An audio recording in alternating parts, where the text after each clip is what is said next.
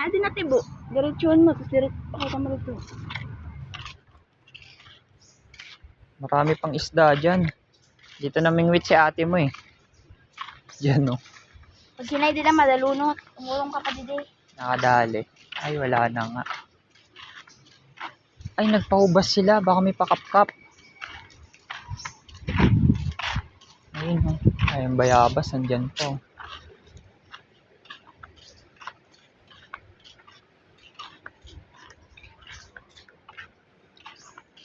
Ano ho ang tibo? Fish pa no. Fish pond. At pa dito sa kawin. Nakita mo dito yung ano nilalaruan namin. Tignan mo. Papakita ko sa yung ano, inaakyatan namin.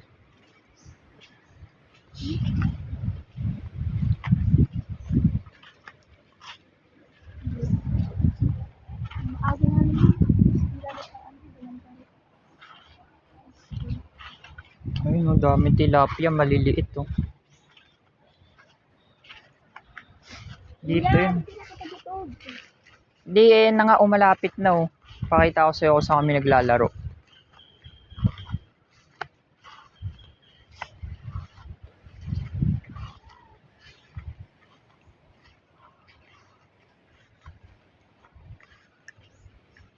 Ayan oh, ayun oh.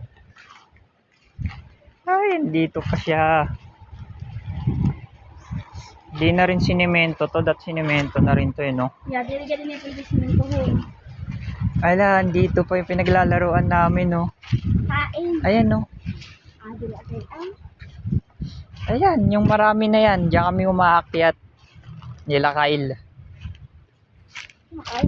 Si Kyle. Ala, nakakamiss. Ayan, dyan kami umaakyat, babe. Diyan kami naglalaro. Talunan kami dyan. Kung sino yung taya, dito muna pupwesto sa may buko. Sabay aakyat na yung mga habulin doon. Hello. Nakakamiss ka. Ako ay nahulog doon, oh. Doon ako nahulog, oh. Tumai ako. Sinigawan ako ni JR ata, yun ni Berto. Sheesh. Oo pa yan. Bakit agad inyo iyadire? Ang tsura. Ayan yung fish pan, no.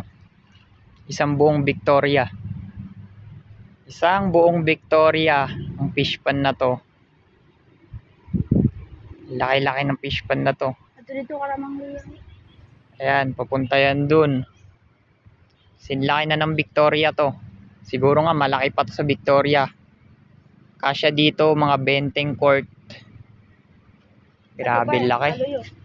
Ayun pa sa kabila, meron pa dun sa kabila. Dun. Sobrang laki, grabe. Pag ito hindi ginawang fish pan, malaking lupa to. No? Hacienda to, kung ano to, kung gagawin tong ano, lalagyan ng lupa, tapos bermuda, tapos papakawalan yung mga baka, kambing. Hacienda talaga to. Ando siya yung bahay nila ng Leia. Meron pa yan doon sa kabila, sobrang laki nito, Diyos ko.